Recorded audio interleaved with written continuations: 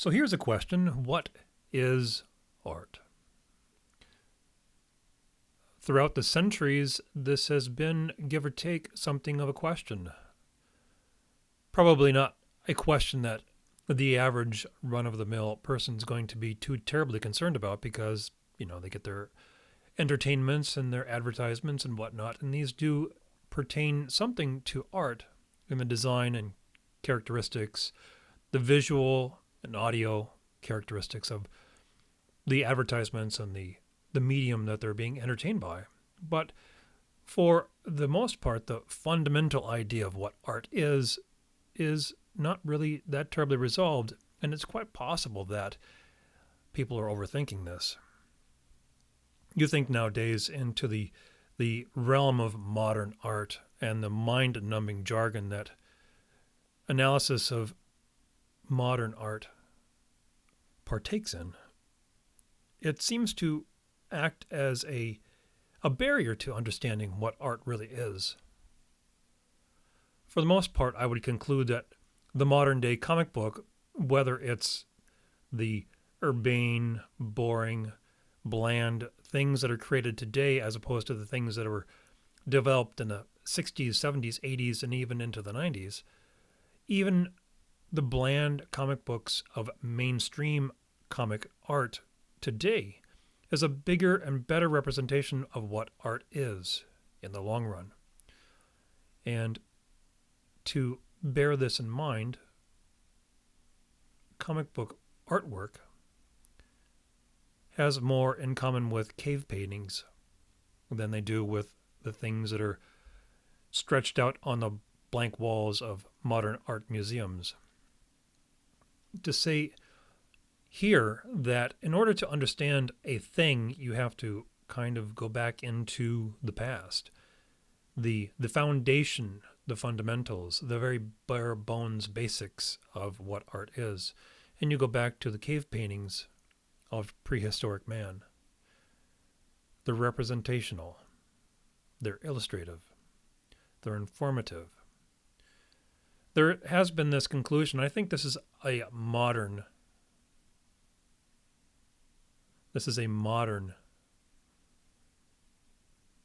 assertion that art is for art's sake. You hear this again with the mind-numbing jargon of modern art theory, which I don't partake in. I think it's a waste of time.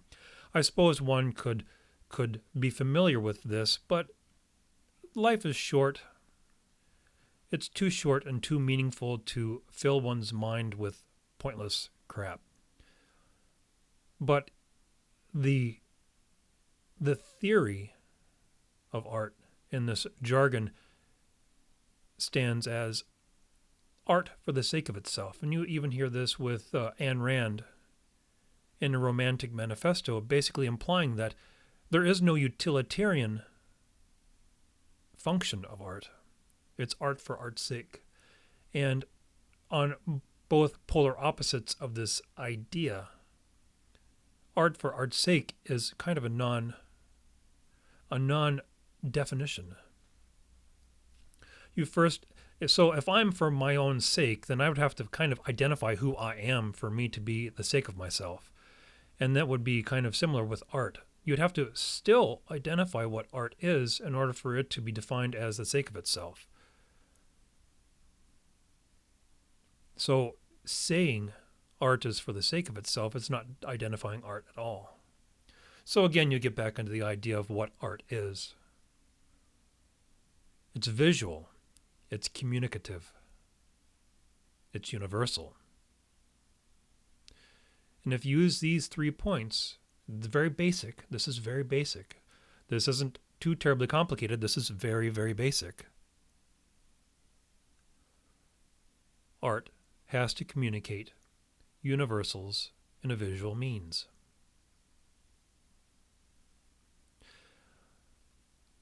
I would assume, and I have done some reading, I need to be more comprehensive in my reading to verify this for an absolute fact, but I would presume that during the Renaissance, painters and sculptors and architects didn't identify themselves as artists.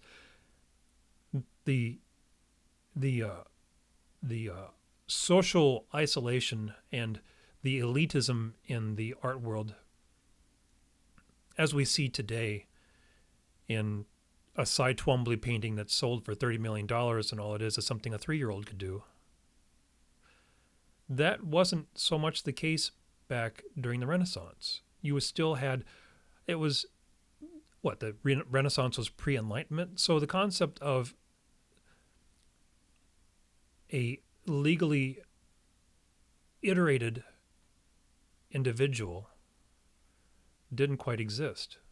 There were people who were individuals, and they risked life and limb quite often to illustrate this in public. But you still had the aristocracy, and you still had the plebs. You still had the serfs and the peasants, and you still had the aristocracy. The aristocracy, they were power. You, if you were not a member of the, even if you were a member of the aristocracy, you were owned essentially by the king or by the pope. Whoever was in charge of the geographic area that you lived in, you were owned essentially by them. And so if you exclude the Enlightenment idea of the individual as opposed to the state, away from the context of painters and sculptors in the Renaissance, there wasn't that particular elitism. Well, there was the elitism of the craft. The guy digging ditches was obviously on a lower rung than Michelangelo or Leonardo da Vinci or Raphael. But still, they all were under the behest of the king or the pope, whoever was the sovereign leader of that geographic area. And that being said, the artist, the painter, the sculptor, the architect, and quite often the top tier members of the Renaissance, they were all of these things. They had to be, because quite often they had to grind their own paint, they had to mix their own paint, they had to select hairs for their brushes, they had to make their own brushes or have their brushes made by, if they had a guild or a craft house or craftsmen under their care, these people would they would grind the paint and they would grind the pigments and they would mix the paint into the oil and they would stretch the canvas and they would select the canvases and they would make the brushes. None of this stuff was manufactured. The concept of manufactured paint, manufactured art supplies was something that would happen in the mid to late 17th century. And even then, it was a very select industry. It wasn't as widespread as you would see it in the 19th and 20th century. But the people from Michelangelo all the way down to the persons making brushes, they were tradesmen. That was what they were. Regardless of the Sistine Chapel or the Pietà or the Last Supper or any of these other creations of grand scale, wonderful, magnificent, huge public works. And quite often these grand pieces of artwork were public works. They were these painters and sculptors and architects, they were tradesmen. They were treated as such because they weren't a member of the aristocracy. So, this social elitism of the quote-unquote artist is a very modern thing. And if I remember from some of my reading, this was something of a modern creation of the Impressionists, because many of the Impressionists themselves were upper middle class, relatively wealthy, well-to-do individuals who could afford the time. And this was also at the advent of more universal manufactured artist supplies, more readily made. They weren't involved specifically in creating their own brushes or making their own paints or stretching their own canvases. An awful lot of this stuff was available. These were relatively upper class individuals who could afford the time and the leisure to paint. But this is getting away from the core notion of what is art. Again, it's visual. If you're isolating art in that regard, you have art, painting, sculpture. Then you have music, if you isolate that away from art.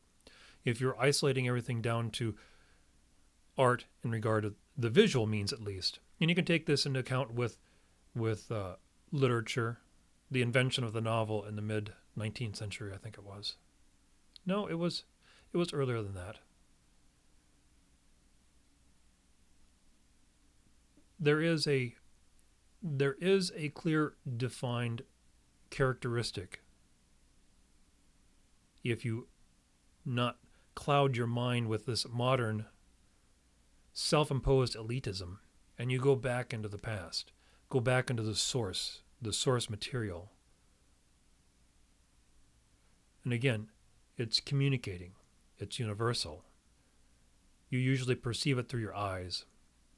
It's pre-language. So generally speaking, it would be specifically visual, whether it would be pigments, paint, ink, or crafted in some kind of three-dimensional form.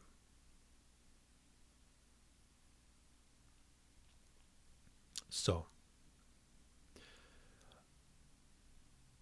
as I do more research into this, I'm going to continue to do some thinking on the nature of art. But this is to establish... Now, I'm not saying that Cy Twombly or Mark Rothko, and I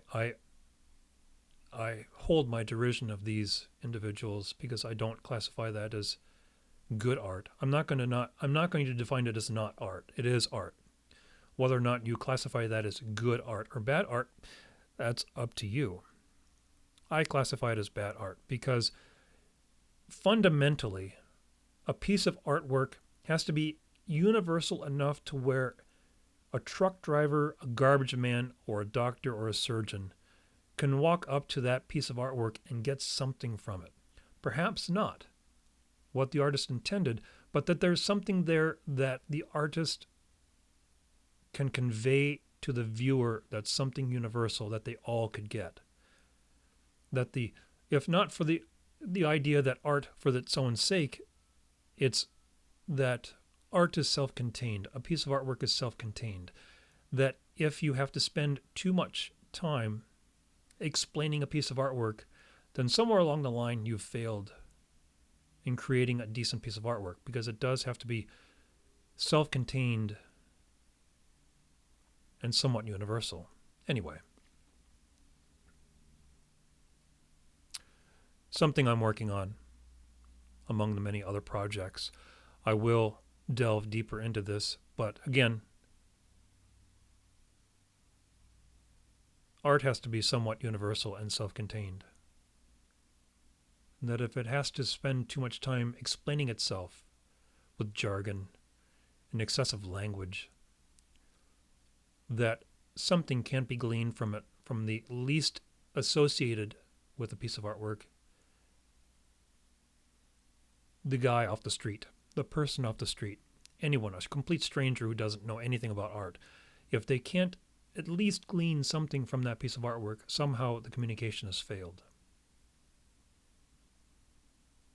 So, anyway, thank you for watching and listening. Till next time.